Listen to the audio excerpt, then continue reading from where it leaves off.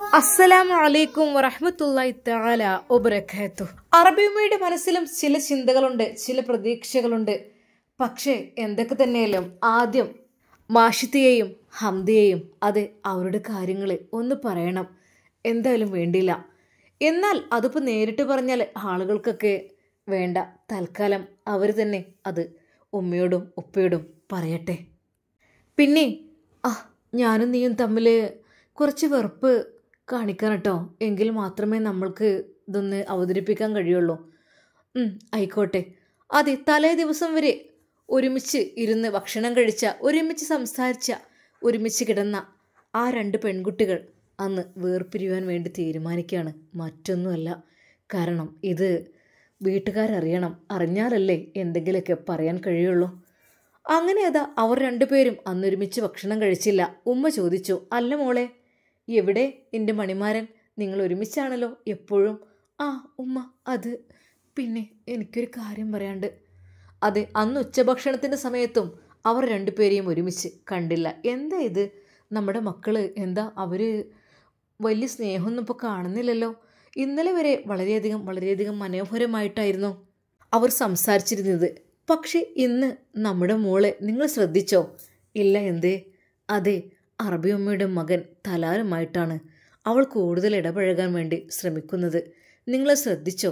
അത് ഹംദാനെ അവളിപ്പോൾ വല്ലാതെ അങ്ങ് മൈൻഡ് ചെയ്യുന്നില്ലല്ലോ. ഓ, അങ്ങനെയുണ്ടോ? അതെന്താ? അല്ലോ, അറബി ഉമ്മയുടെ മകനെ മോഹിക്കാൻ മാത്രമൊന്നും നമ്മളായിട്ടില്ല. കാരണം നമ്മളെന്ന് വെച്ചാൽ അറബി ഉമ്മയുടെ കീഴിലുള്ളവരാണ്. ഒരിക്കൽ പോലും അറബി ഉമ്മയുടെ മകനെ ആഗ്രഹിക്കുവാനും അവരെ നിക്കാഹ് കഴിക്കാനുള്ള യോഗ്യതയൊന്നും നമുക്കില്ല. അപ്പോൾ തന്നെ പിതാവ് മകളെ വിളിച്ചു. മാഷിത്ത. എന്താ എൻ്റെ പിതാവേ, എന്തങ്ങനെ വിളിച്ചത്? മോളെ, എന്താ ഇന്ന് ഹംദാനെ കണ്ടില്ലല്ലോ? പിതാവേ, ഹംദാനും ഞാനുമായിട്ടുള്ള വിവാഹം അത് നീണ്ടുപോയില്ല. അതൊരുമിച്ച് കൊണ്ടാൻ ഞങ്ങൾക്ക് കഴിയില്ല. മോളെ, നീ എന്തേ പറയുന്നത്? നിങ്ങളുടെ വിവാഹത്തിന് വേണ്ടി ഇത്രയധികം ആളിവിടെ വിളിച്ചു വരുത്തിയിട്ട് അത് സൽക്കാരം കഴിഞ്ഞിട്ട് പോകാമെന്ന് കരുതി ഇവിടെ നിൽക്കുകയാണ് എല്ലാവരും. നിങ്ങളുടെ ഭാഗത്ത് നിന്ന് എന്തെങ്കിലും സന്തോഷ വാർത്തകൾ ഉണ്ടായാൽ മാത്രമേ അവർ പിരിഞ്ഞു പോവുള്ളൂ. അങ്ങനെയല്ലേ പരമ്പരാഗതമായി ഇവിടെ? നീ എന്തൊക്കെയാണ് പറയുന്നത്? ഇപ്പോൾ 2-3 ദിവസം പിന്നിട്ട അതിനുശേഷമാണോ നീ ഇങ്ങനെ പറയുന്നത്? മോള് പറയുന്നത് എന്താ ഇങ്ങനെ പറയുന്നത്? പിന്നെ മോളെ, ഒരു കാര്യം കൂടി ഞാൻ പറയാം. അറബി ഉമ്മയുടെ മകനാണ് തലാൽ അൽ അറബി. അതെ, അദ്ദേഹത്തിനോടുള്ള സഹവാസം അത് നമ്മൾക്ക് യോജിക്കൂലട്ടോ. കാരണം അവർ എത്രയോ വലിയ ആളുകളാണ്. ഒരിക്കൽ പോലും നമ്മൾക്ക് ആ ബന്ധം അത് കഴിയില്ല. അതെ, അവരോടൊപ്പം എത്താൻ നമുക്ക് കഴിയില്ല. അവരെത്രയോ വലിയ ആളുകളാണ്. അവർക്ക് പറ്റിയ വലിയ വലിയ രാജകൊട്ടാരത്തിലെ ആളുകളായിരിക്കും അവർ കല്യാണം കഴിക്കുക. അല്ലാതെ നമ്മളെപ്പോലെ അല്ലട്ടോ. അറബിയുടെ ആ വാക്കുകൾ കേട്ട് മോള് പറഞ്ഞു, തലാലിനെ എനിക്ക് കിട്ടില്ല, എനിക്കറിയാം. പക്ഷേ ഹംദയുമായുള്ള ജീവിതം, അല്ല ഹംദാനുമായുള്ള ജീവിതം മുന്നോട്ട് പോകാൻ എന്നെക്കൊണ്ടാവില്ല. അതെ, അത് കഴിയില്ല. മോളെ, നീ എന്തേ പറയുന്നത്? കഴിയില്ല പാപ്പ. ഇനി ഒരിക്കലും അതിനെക്കുറിച്ച് ഞങ്ങൾ ഒരുമിച്ച് നീ കിടക്ക് പോലുമില്ല. മോളെ, എന്തൊക്കെ നീ പറയുന്നത്? ശരിക്കും ആ ഉമ്മയും ഉപ്പയും സങ്കടപ്പെട്ടു. നീ തന്നെയല്ലേ അവനെ സെലക്ട് ചെയ്തത്. ഇപ്പോൾ നീ എന്താ ഇപ്പം പിടിച്ച് ഇങ്ങനെ പറയുന്നത്? ഞാൻ കുറച്ച് ദിവസം മുമ്പ് നിങ്ങളോട് പറഞ്ഞിരുന്നല്ലോ. മോളെ, നീ ഒന്ന് ആലോചിക്ക്. എന്താ ഇങ്ങനെ? നിനക്ക് ഒന്ന് ഇല്ല ബാപ്പ, കഴിയില്ല. അവൾ കരയുകയായിരുന്നു. പെട്ടെന്ന് അറബിയമ്മ അങ്ങോട്ട് കടന്നു വന്നു. എന്താ പ്രശ്നം? മാഷിത്ത, എന്താ പ്രശ്നം? അറബിയമ്മ, ഒരിക്കൽ പോലും എനിക്ക് കഴിയില്ല. ഹംദാനോടത്തുള്ള ജീവിതം അതെനിക്ക് ഇഷ്ടമല്ല. അപ്പോഴത്തെ സിറ്റുവേഷനിൽ എന്താ പറഞ്ഞെന്ന് വിചാരിച്ചിട്ട് ഇനി അത് കഴിയില്ല. മോളെ, നിനക്ക് ഇഷ്ടമില്ല എന്നുണ്ടെങ്കിൽ തുടക്കത്തിലെ അതങ്ങ് ഇല്ലാതാക്കുമായിരിക്കും നല്ലത്. അറബിയമ്മയുടെ വാക്ക് കേട്ട് അറബി ഞെട്ടിപ്പോയി. അറബിയമ്മ, നിങ്ങൾ എന്തേ പറയുന്നത്? അവളുടെ വിവാഹത്തിന് വേണ്ടി ഇത്രയധികം ആളുകളെ നമ്മൾ വിളിച്ചു കൂട്ടി. നിങ്ങളടക്കം വന്നോ? ഈ നിമിഷം വിവാഹം വേണ്ടെന്ന് വെച്ചാൽ അത് നടക്കുന്ന കാര്യമാണോ? അതെ, നടക്കും. മോളെ, മോളുടെ മനസ്സിലെ മറ്റാരെങ്കിലും ഉണ്ടോ? അവൾ ഒരു നിമിഷം തല താഴ്ത്തി നിന്നു. പറയാനുള്ളത് മോൾക്ക് പറയാം. അത് ഒരു നിമിഷം അറബി അവൾക്ക് ആംഗ്യം കാണിച്ചു കൊടുത്തു. പൊന്നു മോളെ, തലാൽ എന്നുള്ള പേരൊന്നും പറഞ്ഞു പോവരുത്, അങ്ങനെ പറയാൻ പാടില്ല നമുക്ക്. കാരണം അവരൊക്കെ ഉന്നത കുലത്തിൽ പെട്ടവരാണ്. അതുകൊണ്ട് തന്നെ അങ്ങനെ പറയുന്നത് ഒരിക്കലും ശരിയല്ല. നമ്മൾക്ക് ആ വാക്ക് ഉച്ചരിക്കുവാൻ പോലും അർഹതയില്ല. അതെ, പിതാവിൻ്റെ ആ ഒരു ആംഗ്യഭാഷയിൽ അവൾ മുട്ടുമടക്കി. അവളുടെ കണ്ണിൽ നിന്ന് ഒരു തുള്ളി കണ്ണുനീർ ഒലിച്ചു വീണു. പിന്നെ മോൾക്ക് ഹംദാന് താല്പര്യമില്ല എങ്കിൽ എനിക്ക് ചില സത്യങ്ങൾ നിങ്ങളോടും പറയാനുണ്ട്. അതെ, വരൂ, മോൾ പൊയ്ക്കോളൂ. അങ്ങനെ അത് മാഷിത്തെ പറഞ്ഞേക്കുന്നു. അറബിയും അറബിച്ചിയും ഒരുമിച്ചിരുന്ന് അത് കേൾക്കുന്നു. നിങ്ങളുടെ മകൾക്ക് ഒരു തെറ്റ് പറ്റിയതാണ് മാഷിത്തക്ക്. എന്ത് തെറ്റോ? ഏയ് ഇല്ല, അവൾ ഇഷ്ടപ്പെട്ടിട്ട് തന്നെയാണ് അദ്ദേഹത്തെ കല്യാണം കഴിച്ചത്. അല്ല, ഒരിക്കൽ പോലും ഹംദ, അവൾ, അതെ അവളാണത്. അവളോ? പഠിച്ചോനെ, എന്തൊക്കെ ഞങ്ങളെ കേൾക്കുന്നത്? ഞാൻ ഹംദാൻ എന്നുള്ള യുവാവിനെ എൻ്റെ മകളെ നിക്കാഹ് കഴിപ്പിച്ച് കൊടുത്തതാണല്ലോ. പെട്ടെന്ന് അവളായത് എന്താ അറബിയുമ്മ നിങ്ങൾ പറയുന്നത്?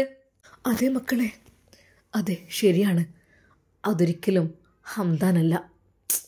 അത് തൽക്കാലം ഇവിടെ അധികം ആളുകളും അത് അറിയണ്ട. കാരണം നിക്കാഹ് കർമ്മത്തിന് പലരും ഇവിടെ പങ്കെടുത്തിട്ടില്ല. നിക്കാഹ് കഴിഞ്ഞുള്ള സൽക്കാരത്തിന് വേണ്ടിയിട്ടാണ് അധികം ആളുകളും ഇവിടെ എത്തിയിട്ടുള്ളത്. അതുകൊണ്ട് തന്നെ നിക്കാഹിൻ്റെ സമയത്ത് വല്ലാതെ ആരും അറിയപ്പെട്ടിട്ടുണ്ടാവില്ല. എന്ത് നിങ്ങൾ പറയുന്നത്? അതെ, ഹംദ എന്നു പേരുള്ളൊരു പെൺകുട്ടിയാണ് ഹംദാൻ എന്ന പേരിൽ അറിയപ്പെട്ടിട്ടുള്ളത്. രക്ഷപ്പെടുവാൻ വേണ്ടി ആണിൻ്റെ വേഷം ധരിക്കേണ്ടി വന്നവളാണ് അവൾ. അതുകൊണ്ട് എനിക്ക് പറയാനുള്ളത് ഒരു കാര്യമാണ്. സത്യം പറഞ്ഞാൽ അറബിയും അറബിച്ചും കരയാൻ തുടങ്ങി. അല്ലാ, ഞങ്ങളെ മോൾ വഞ്ചിക്കപ്പെട്ടു അല്ലേ? വിഷമിക്കണ്ട, ആരായാലും കൊതിച്ചു പോകുമല്ലോ. ഹംദയുടെ സൗന്ദര്യം അതാണല്ലോ. പക്ഷേ ഹംദ സ്നേഹിക്കുന്ന ഒരാളുണ്ടിവിടെ, അജ്മൽ. അതെ, നിങ്ങളുടെ കൂട്ടുകാരൻ അറബിയുടെ അവൻ്റെ സെർവൻ്റ്. അതാണ് അജ്മൽ. അജ്മൽ ഒരു അധ്യാപകൻ എന്നതിലുപരി നല്ലൊരു ഡോക്ടർ കൂടിയാണ്. അതെ, അവന് ചില കാര്യങ്ങളെല്ലാം ചെയ്യാനും അറിയാനും കഴിയും.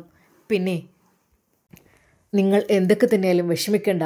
ഈ പന്തൽ അഴിച്ചില്ലല്ലോ, സൽക്കാരം കഴിഞ്ഞിട്ടല്ലേ അഴിക്കുകയുള്ളൂ. അതെ, തീർച്ചയായും. ഇനി എങ്ങനെ ഞങ്ങൾ? ഒന്നുമില്ല, മകളുടെ ഇഷ്ടം ചോദിച്ചറിയണം. ഇഷ്ടം ചോദിച്ചറിഞ്ഞ് അതിനനുസരിച്ച് നടത്തണം. വെറുതെയല്ല മോളിപ്പോൾ ഇന്ന് തീരെ അവൻ്റെ കൂടെ നടക്കാത്തതൊക്കെ ഇതിനു വേണ്ടിയിട്ടായിരുന്നു അല്ലേ? അതെ, എങ്ങനെയെങ്കിലും നിങ്ങളോട് ഈ കാര്യം പറയണമല്ലോ. അവർ എന്നെ ഇത് പറഞ്ഞതാണ്. അവരുടെ ആദ്യ രാത്രി തന്നെ അവൻ പെണ്ണാണെന്നുള്ള കാര്യം തുറന്നു പറഞ്ഞതാണ്. അതെ, ശരിക്കും. അങ്ങനെ അതാ ഹംദയെ കാണുവാൻ അതാ അറബിച്ചിയും അറബിയുമ്മയും കൂടെ അങ്ങോട്ട് ചെല്ലുന്നു റൂമിലേക്ക്. ഹംദ, ഒരു നിമിഷം ആ വാതിൽ തുറന്നപ്പോൾ അവർ ഞെട്ടിപ്പോയി. അതെ, മനോഹരമായ ആ മുടിയിഴകൾ അഴിച്ചിട്ടുകൊണ്ട് ഒരു സ്ത്രീരൂപത്തിൽ നല്ലൊരു പെൺകുട്ടിയെ അവിടെ കാണുകയാണ്. ശരിക്കും അറബിച്ച് ഞെട്ടിപ്പോയി. പഠിച്ച റബ്ബേ, ഉമ്മ ക്ഷമിക്കണം എന്നോട്. എനിക്ക് സാഹചര്യം ഇങ്ങനെ ആകേണ്ടി വന്നതാണ്. എനിക്ക് ക്ഷമിക്കണം, എന്നോട് ക്ഷമിക്കണം. ക്ഷമിക്കല്ലാതെ ഇതിന് പേരിൽ എന്നെ ശിക്ഷിക്കരുത്. ഇല്ല മോളെ, നിന്നെ ശിക്ഷിക്കൂല. എന്താ ഉണ്ടായത്? നടന്ന സംഭവങ്ങളെല്ലാം ഹംദ പറഞ്ഞു കൊടുത്തു. എന്നാൽ അറബിയമ്മ പറഞ്ഞു, അതെ, അവളെ ചെക്കനെ കാണണ്ടേ? ഭാഗ്യത്തിന് അള്ളാഹുവിൻ്റെ അനുഗ്രഹം കൊണ്ട് അവനിവിടെ എത്തിയിട്ടുണ്ട്. എത്രയും പെട്ടെന്ന് അവൻ്റെയും അവളുടെയും നിക്കാഹ് നടത്തണം. ഒരു നിമിഷം അവർ സങ്കടപ്പെട്ടു പോയി. മുഖം പൊത്തിക്കൊണ്ട് അവർ പൊട്ടിക്കരഞ്ഞു. എൻ്റെ മോൾ ഒരുപാട് ആഗ്രഹിച്ചതായിരുന്നു.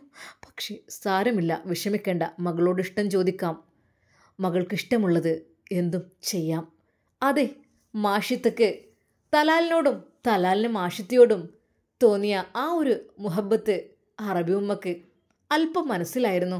അല്ലെങ്കിലും മാഷിത്തക്ക് എന്താ കുറവ്? ഭംഗിയുള്ള കുട്ടിയാണ്, പിന്നെ നല്ല സ്വഭാവമൊക്കെ തന്നെ, കുഴപ്പമൊന്നുമില്ല.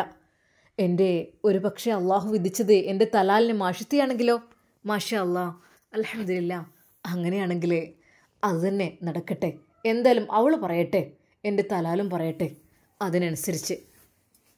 അങ്ങനെ അതാ അവർ സങ്കടത്തോടെ അതാ മാഷിത്തിയുടെ ഉമ്മ അവളുടെ അറബിയുടെ അരികിലേക്കെത്തി പൊട്ടിക്കരഞ്ഞു. അതെ, സുന്ദരിയായൊരു പെൺകുട്ടിയാണ് അവൾ. അതെ, സാഹചര്യം കൊണ്ട് ആണാകേണ്ടി വന്നതാണത്രേ. ആൺവേഷം കെട്ടേണ്ടി വന്ന ഒരു രാജകുമാരിയാണ് അവളും. ഒരു നിമിഷം അറബി ഞെട്ടിപ്പോയി. യാ അല്ലാ, നമ്മുടെ മകളുടെ വിവാഹം. സാരമില്ല, അറബിയും പൊട്ടിക്കരഞ്ഞു. എന്നാൽ ആ സമയത്ത് അതാ അറബിയും അങ്ങോട്ട് വന്നു. നിങ്ങൾ വിഷമിക്കാതിരിക്കോ, അള്ളാഹു അല്ലേ വലിയവൻ, ഒന്ന് കാണാതെ ഒന്നും പാഴായി പോവില്ല. സാരമില്ല, ആ കുട്ടി ഹംദ അത് എനിക്കറിയുന്ന കുട്ടിയായിരുന്നു. അതുകൊണ്ട് തന്നെയാണ് ഞാൻ ഇങ്ങോട്ട് പുറപ്പെട്ടതും. ആദ്യം നിങ്ങളോട് പറയുമ്പോൾ അതൊരു ഷോക്കാവും എന്ന് കരുതി ഞാനത് മറച്ചു വെച്ചതായിരുന്നു. നിങ്ങൾ ദയവായി അതെല്ലാം മറന്നേക്കൂ. അള്ളാഹു സുബ്ഹാനഹു വ തആല നിങ്ങൾക്ക് നല്ലൊരു ബന്ധം ഒരു പക്ഷേ കൊണ്ടുവന്നെങ്കിലോ. എങ്ങനെ? എൻ്റെ മോൾ ഒരുപാട് ആഗ്രഹിച്ചതായിരുന്നു. സാരമില്ല, എന്ത് ചെയ്യാൻ. അറബിയും അറബിച്ചിയും സങ്കടപ്പെടുകയാണ്. ഇവിടെ കൂടിയവരോട് ഞങ്ങൾ എന്ത് പറയും അറബിയുമ്മ? അതെല്ലാം ഞാൻ പറയാം. നിങ്ങൾ നിക്കാഹിനുള്ള സദസ്സെല്ലാം ഒരുക്കുവാൻ ഒന്നുകൂടെ തയ്യാറാക്കണം എല്ലാം. ഒരു നിമിഷം അവർ അല്ലാ, ഇനിയിപ്പോൾ എന്താ ചെയ്യുക? ആളുകളോട് അതൊന്നും വിഷയമല്ല. ആളുകൾക്ക് അതൊന്നും പെട്ടെന്ന് മനസ്സിലാകില്ല. എന്തൊക്കെ തന്നെയാലും ഈ ഒരു സദസ്സിൽ വെച്ച് നമുക്കൊരു നിക്കാഹ് നടത്തണം. അത് ഹംദയുടേത് മാത്രമാണെന്ന് നിങ്ങൾ കരുതരുത്. അവർ പൊട്ടിക്കരഞ്ഞു. ഞങ്ങളുടെ മകൾക്ക് ഇനി എന്ത് ചെയ്യും? ഞങ്ങളുടെ മകൾക്ക് ഇനിയിപ്പോൾ അവളോട് പറഞ്ഞ് അവൾ സമ്മതിക്കുകയില്ല. ഇനിയിപ്പോൾ മകളെ വിളിക്കൂ. ആ നിമിഷം തന്നെ അതാ മാഷിത്തയെ വിളിക്കുന്നു. മാഷിത്ത മോളെ, നിന്റെ മനസ്സിൽ ആരോടെങ്കിലും ഇഷ്ടമുണ്ടോ? അറബിയമ്മയാണ് അത് ചോദിച്ചത്. അത് പക്ഷേ പിതാവ് പറഞ്ഞിരുന്നു മോളെ, അവരെയൊന്നും നമ്മൾ ആഗ്രഹിക്കാൻ പാടില്ല. അവരുമായുള്ള ബന്ധമൊന്നും ചേരില്ല. അവരൊക്കെ വലിയ ആളുകളാണ്. അതൊക്കെ നമ്മൾ ചോദിക്കുന്നത് തന്നെ അതൊരു മോശമാണ്. അതിനു വേണ്ടത് നമ്മളായിട്ടില്ലല്ലോ എന്നുള്ള രീതിയിൽ ആ പിതാവിൻ്റെ വാക്കുകളാണ് അവൾക്ക് ഓർമ്മ വന്നത്. അവൾ കരയുകയായിരുന്നു. എന്തുണ്ടെങ്കിലും പറയാം മോളെ, നിനക്ക് അങ്ങനെ ഒരു ഇഷ്ടമുണ്ടെങ്കിൽ എന്തുണ്ടെങ്കിലും തുറന്നു പറയാം. മാഷിത്ത ഒടുവിൽ കണ്ണു ചിമ്മിക്കൊണ്ട് അത് പറഞ്ഞു. എനിക്ക് അറബിയമ്മയുടെ പറയൂ. ഉമ്മയും ഉപ്പയും ആകെ ടെൻഷനായി. റബ്ബേ, ഈ പെണ്ണ് അതിൻ്റെ കാര്യമാണ്. അവൾ ഒന്നും മിണ്ടാതെ തിരിച്ചു ഓടിപ്പോയി. മോള് പറഞ്ഞില്ലല്ലോ. എന്താ പറഞ്ഞ? അറബിയമ്മ എന്നോ എന്തോ പറഞ്ഞു. ഓ, എന്നാലും വല്ലാത്തൊരു. മോൾക്കത് പറയാൻ ധൈര്യമുണ്ടായിരുന്നില്ല. കാരണം അത് പറയാൻ പാടില്ല എന്നായിരുന്നു അവൾ വിചാരിച്ചത്. എന്നാൽ അന്ന് തലാല് അതാ നിസ്കാരം കഴിഞ്ഞ് പള്ളിയിൽ നിന്ന് വരുന്ന സമയം അതാ മാഷിത്ത അവിടെ കാത്തു നിൽക്കുന്നുണ്ടായിരുന്നു തലാലിനെ. അതുവഴി തലാൽ വരുമ്പോൾ തന്നെ നല്ലൊരു പ്രകാശം വരുന്നത് പോലെ അവൾക്ക് തോന്നി. ഒരു നിമിഷം അവൾ വിളിച്ചു, തലാൽ. ആ മാഷിത്ത, എന്താ ഇവിടെ ഈ സമയത്ത്? അല്ല, ഞാൻ തലാലിനെ കാണാൻ വേണ്ടിയിട്ട്. എനിക്ക് തലാലിനെ കണ്ടതിന് ശേഷം എൻ്റെ മനസ്സിനുള്ളിൽ വല്ലാത്തൊരു ആഗ്രഹം. തലാൽ പുഞ്ചിരിച്ചുകൊണ്ട്, മാഷിത്ത എന്താ കാര്യം പറയൂ. തലാൽ, എനിക്ക് എന്താ മാഷിത്ത നീ ഇങ്ങനെ പറയുന്നത്? പക്ഷെ അവൾക്ക് അവിടെയും അത് മുഴുമിപ്പിക്കാൻ കഴിഞ്ഞില്ല. അവൾ റൂമിലേക്ക് ചെന്ന് പൊട്ടിക്കരഞ്ഞു.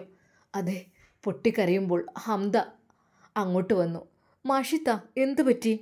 എന്ത് നീ കരയുന്നത്? നീ ഇങ്ങനെ കരയാൻ പാടില്ലല്ലോ. എന്തു പറ്റി?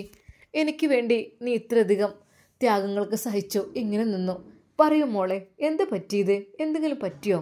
എന്തുണ്ടെങ്കിലും പറയൂ, ഞാനെല്ലാം പറഞ്ഞോളാം. നിനക്ക് എന്തെങ്കിലും പറയാൻ മടിയുണ്ടോ? ഞാൻ പറയൂ. എനിക്കൊരു പക്ഷേ വേറെ കല്യാണം ആലോചിക്കും എൻ്റെ വീട്ടുകാർ. പക്ഷേ പറയൂ, എനിക്ക് തലാലിനെ നല്ല ഇഷ്ടമാണടി, സത്യമായിട്ടും. അത് പറഞ്ഞുകൊണ്ട് ഹംദയെ കെട്ടിപ്പിടിച്ച് അവൾ കരഞ്ഞു. ഓ, ഇതിനാണോ? ഇതെത്ര പറയാൻ മടി? പിന്നെ അറബിയമ്മ നമ്മൾ വിചാരിക്കുന്ന പോലെ അത്ര സ്ട്രോങ് ഒന്നുമല്ല കേട്ടോ. നല്ല യുക്തിക്കനുസരിച്ച് പെരുമാറുന്ന ആളാണ്. നല്ല രീതിയിൽ എവിടെ എന്ത് വേണമെന്ന് ചെയ്യുന്ന ആളാണ്. ഒരിക്കലും വിഷമിക്കണ്ട. പിന്നെ തലാലിനെ നിനക്ക് ഇഷ്ടമാണെങ്കിൽ ഞാൻ പറഞ്ഞോളാം അത് അറബിയമ്മയോട്. എന്തേ? അറബിയമ്മയോടല്ല, എൻ്റെ ഉമ്മയോടും ഉപ്പയോടും പറയുന്നതാണ് എനിക്ക് വലിയ പേടി. അതെ, അറബിയമ്മയോടും പേടി തന്നെയുണ്ട്. ഞാൻ പറഞ്ഞോളാം പെണ്ണെ, എല്ലാം ഞാൻ പറഞ്ഞോളാം. നീ വിഷമിക്കണ്ട കേട്ടോ. അതാ മാഷിത്തയെ തലോടിക്കൊണ്ട് അവൾ പറഞ്ഞു. ഹംദ, അതെ ഹംദ, നീ എൻ്റെ പ്രിയപ്പെട്ട അനിയത്തിയാണ്. സത്യമായിട്ടും. ഹംദയെ കെട്ടിപ്പിടിച്ചുകൊണ്ടവൾ കരഞ്ഞു. നീ വിഷമിക്കണ്ട, എല്ലാം ഞാൻ പറഞ്ഞോളാം. എനിക്കൊന്നും പേടിക്കണ്ട കേട്ടോ. എൻ്റെ മോളൊന്നുകൊണ്ട് വിഷമിക്കണം. ഇൻഷാ അല്ലാ നാളെ തന്നെ ഈ കാര്യം ഞാൻ പറഞ്ഞോളാം. എന്താ? അങ്ങനെയതാ മാഷിത്തിയുടെ കാര്യം ഹംദ ഏറ്റെടുക്കുന്നു. തലാലിനോടുള്ള ഇഷ്ടം തുറന്നു പറയണം, അവളുടെ ഉമ്മയോടും ഉപ്പയോടും അറബി ഉമ്മയോടും. അതിനു വേണ്ടിയിട്ട് അതാ ഹംദ കാത്തിരിക്കുകയാണ്. ഇൻഷാ അല്ലാഹ് നമുക്കിതിൻ്റെ ബാക്കി ഭാഗം നാളെ കാണാം. അതുവരേക്കും എല്ലാവർക്കും അസ്സലാമു അലൈക്കും വറഹ്മത്തുള്ളാഹി തആല വബറകാതുഹു.